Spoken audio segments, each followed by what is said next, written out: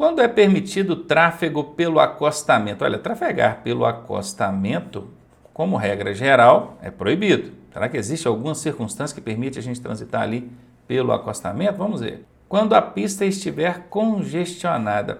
Aí olha que interessante, aqui ainda usou o termo tráfego, porque se coloca trânsito, inclui pedestres, e pedestres podem transitar pelo acostamento naturalmente. Não disse trânsito nem disse tráfego de veículo, porque tráfego necessariamente vai ser veículos ali. Então, quando a pista estiver congestionada, eu posso transitar ou trafegar pelo acostamento? Claro que não, se fizer isso, você vai tomar uma multa aí. Letra B, quando, devido a problema mecânico, o seu veículo estiver lento, o ideal aí é você procurar algum lugar fora da pista e imobilizar o seu veículo.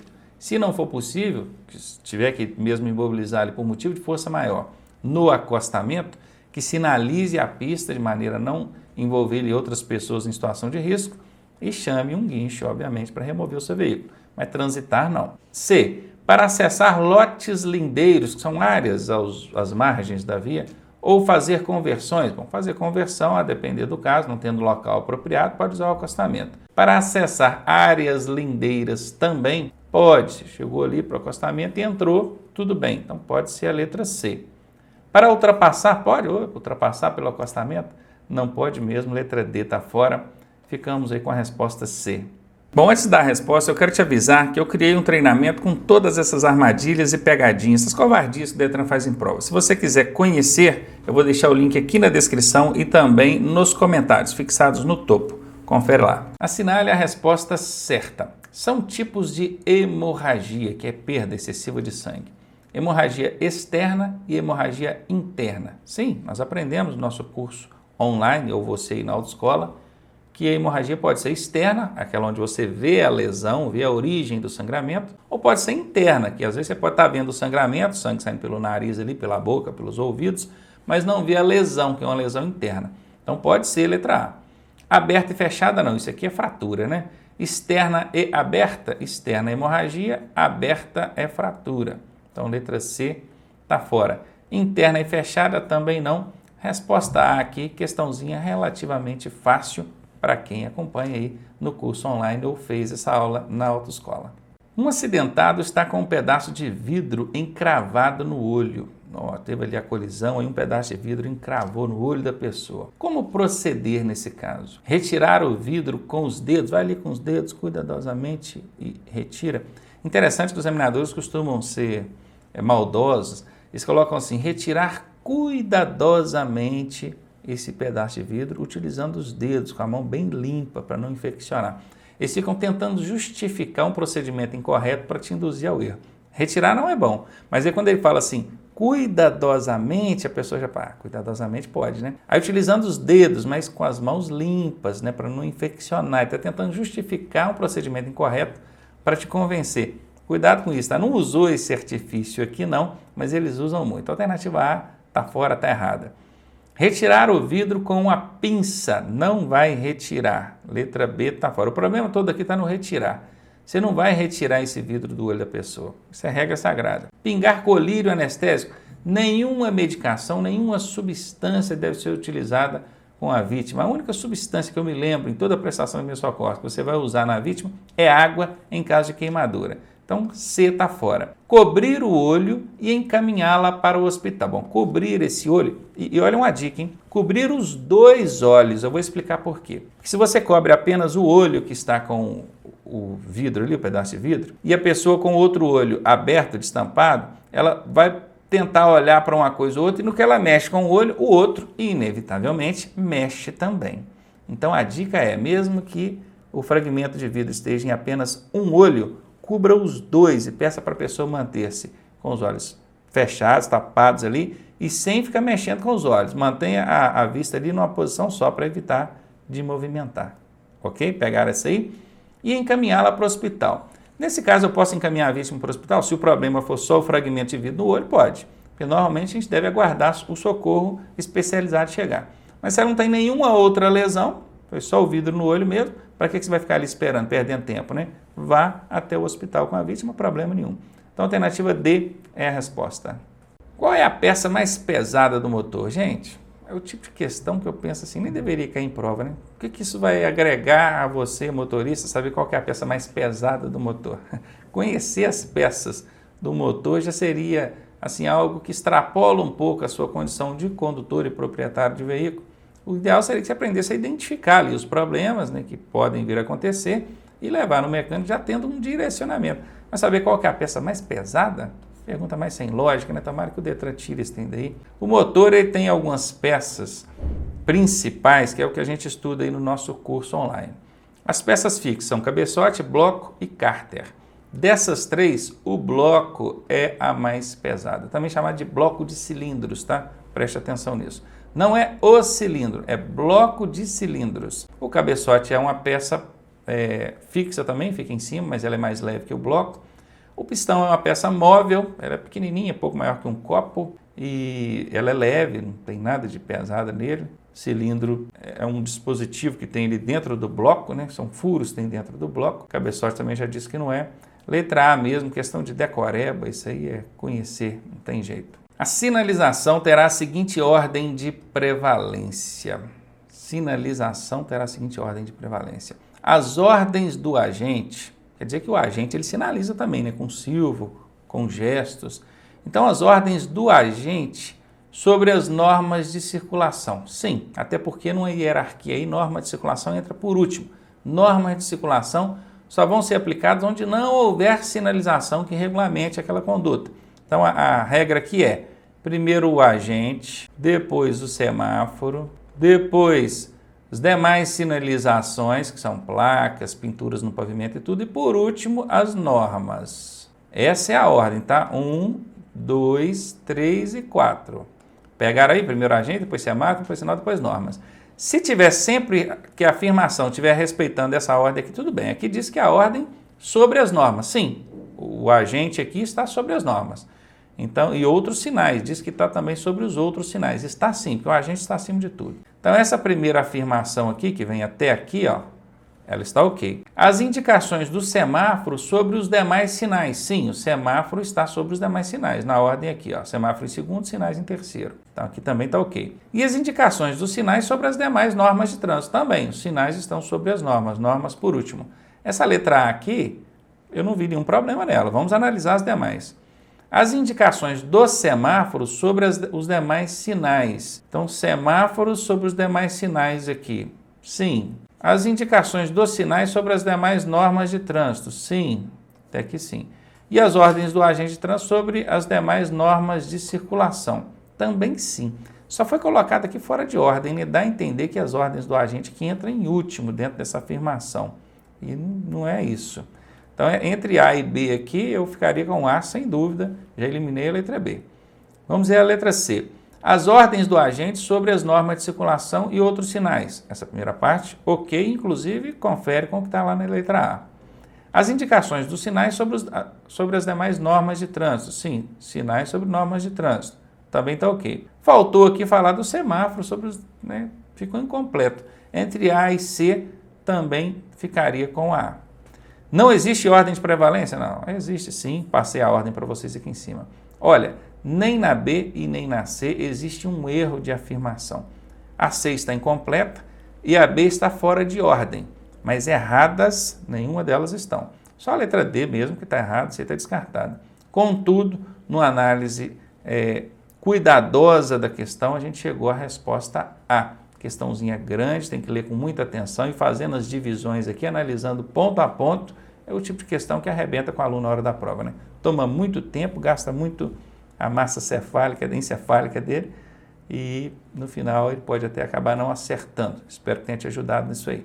Dirigir com falta de atenção e cuidados indispensáveis à segurança do trânsito é uma infração punível com... Isso aí, inclusive, é uma infração disposta exatamente em um artigo, chamado artigo 169 do Código de Trânsito Brasileiro. É chamado cheque em branco, porque toda vez que não tem um enquadramento específico para uma conduta, os agentes costumam usar esse 169, alegando que ele estava sem atenção e sem cuidados indispensáveis.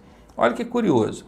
Apesar de serem coisas que nos remetem a entender, né, que seria algo grave ou gravíssimo, porque ele está sem atenção e os cuidados indispensáveis, né, o básico que ele está fazendo. Isso nos leva a crer que é algo grave ou gravíssimo. E, na verdade, a A infração do artigo 169 é uma infração leve, são as discrepâncias aí da legislação de trânsito brasileira, né? Mas enfim, já estão tomando conhecimento aí desses pontos. Isso aí acarreta advertência escrita pelo diretor do Detran. Olha, quem vai aplicar uma advertência por escrito é o diretor do órgão, o diretor máximo do órgão de trânsito. Se foi um órgão municipal, não é o Detran que vai lidar com isso, é o órgão municipal. O Detran é o órgão estadual. E sem contar que aqui, ó, dirigir com forte atenção, é infração punível com advertência. Não, no primeiro momento o que vai acontecer é a aplicação da multa. O órgão de trânsito vai encaminhar para aplicar a multa. Cabe ao infrator solicitar aí, então, que seja aplicada a advertência no caso de multa leve ou média, que no caso aqui enquadra. Mas letra A, muitas contestações, eliminei. Advertência oral não existe, está na legislação de trânsito. Oral, verbalizada, não. É só por escrito que tem que ser registrada no prontuário do condutor, do infrator, né? B está fora. Multa e apreensão da CNH, não existe apreensão de CNH. Existe recolhimento. Então, C está fora. Vai dar multa? Vai. A gente já sabe que a multa é leve. Está aí a resposta D para você. Quando o condutor circular com o veículo danificando a via, suas instalações e equipamentos, será punido com remoção do veículo. Olha, a remoção é só no caso da irregularidade persistir. Ele está ali danificando a via, então o agente de trânsito aborda ele, autua, vai ser aplicada ali a autuação, que certamente vai virar uma multa, e o agente de trânsito precisa tomar uma providência. Fala assim, ó, regulariza o problema aí e eu libero o veículo. Nesse momento ele está retido. Tá? Eu estou retendo o seu veículo, que é aqui no local, para você regularizar. Regularizou, vai embora. Não regularizou, aí que vai aplicar a remoção. Mas a remoção não vem em primeiro caso, não. Alternativa A está fora. Multa e retenção do veículo. Bom, que vai virar uma multinha, isso aí nós já sabemos. Ele vai ser autuado e vai virar uma multa. Retenção, sim. Num primeiro momento, o agente retém o veículo para regularizar o problema, foi o que eu expliquei agora. Então pode ser B. Apreensão do veículo não existe mais. A apreensão deixou de existir desde 2016. Letra C está fora. Multa e remoção do veículo. Bom, que vai dar multa, nós já sabemos. E remoção eu já expliquei que só vai acontecer se a irregularidade não for sanada no local da infração. Então tem um se aí. Alternativa D está fora. Ficamos então com a resposta B. O candidato à habilitação deverá submeter-se aos exames. Quais são os exames que o candidato que está tirando a habilitação precisa passar, gente? São 3 fases, né? Tem a parte da clínica, tem a parte do teórico e tem a parte da prática de direção. Na alternativa A está dizendo aqui, exame médico, avaliação médica e psicológica. Essa é a parte da clínica, ok? Na alternativa B está dizendo teórico técnico, que é o curso que você vai fazer no CFC, na autoescola, e a prova teórica depois, ok? E na alternativa C diz de direção veicular, prática de direção, também ok. Todas as alternativas acima é a resposta a ser marcada. E uma dica para você, essa questão é até bem fácil, então foi tranquilo, nenhum problema. Mas tem questões que já não são tão fáceis e aí vai uma dica. 80 a 90% das vezes que na alternativa D estiver escrito todas, essa será a resposta. O condutor que deixar de manter distância de segmento entre o veículo que dirige e o que segue imediatamente à sua frente estará cometendo essa questão da distância de segurança, né? Você está dirigindo seu veículo aqui, você precisa manter uma distância em relação a quem vai à sua frente. Qual é a distância em metros, Ronaldo? Não tem. A legislação de trânsito não especifica distância em metros entre o seu veículo e o veículo da frente. Lá na direção defensiva até tem uma recomendação de manter uma distância de 2 segundos, distância em tempo, não é nem em metros. Por que em tempo? Porque varia conforme a velocidade, até conforme também as circunstâncias, tempo chuvoso, pista sem pavimentação, uma série de outros fatores, veículo pesado, mas enfim, nós não vamos entrar nesse mérito aqui agora. Então vamos ver o que a questão está dizendo. Ó, não manteve distância de segmento. Aí me pergunta, Ronaldo, mas como é que o agente vai saber que eu não estou, quem está fiscalizando ali? Como é que ele vai saber que eu não estou mantendo distância de segurança? Ele vai avaliar, ele vai observar a velocidade, as circunstâncias do local, se a pista está molhada, se está chovendo, a velocidade, e vai ver se você entender ali que você não está mantendo uma distância necessária para parar o veículo com tranquilidade, ele pode te autuar. E onde é que está essa infração aqui? Ó? Alternativa A é uma falta leve que deve ser relevada se não provocar acidente? Olha, não é nem falta, é infração de trânsito. Falta é que a gente comete lá no dia do nosso exame de direção. Aqui é infração. Então está fora e não é leve também. Uma infração de trânsito que será punida com retenção do veículo. Olha, se é uma infração, a punição dela é a multa. Retenção de veículo nem é punição, é medida administrativa. E a retenção, conforme eu já venho explicando em outras correções de questões aí, é uma medida que o agente adota no momento da abordagem para regularizar a situação. Imagine comigo, você estava ali coladinho no carro da frente, não estava mantendo distância. Aí o agente te abordou, autuou, que aquilo vai virar uma multa depois, é a punição, né, pela infração que você cometeu, e ele vai reter o veículo para quê? Aquele veículo que estava na sua frente, que você estava colado atrás dele, já foi embora, sumiu. Então, quer dizer, o problema não persiste, ele não existe mais, então não há motivo para manter o veículo retido. Compreendeu? Então, alternativa B, fora. Falta de educação e cortesia. Olha, falta de educação, acredito que nem tanto. Cortesia também não vejo relação direta não, pode até ser, né? A pessoa andando colada atrás ali do veículo da frente. Mas mais do que isso, ainda que a gente considere que seja uma falta de educação e de cortesia, mais do que isso, é infração de trânsito. Então, a alternativa C está fora. E a alternativa D diz que é uma infração grave que será punida com multa. Top. Se é uma infração, será punida com multa. Isso é claro. Agora, se é grave, leve, médio ou gravíssimo, talvez fosse a dúvida que você tivesse.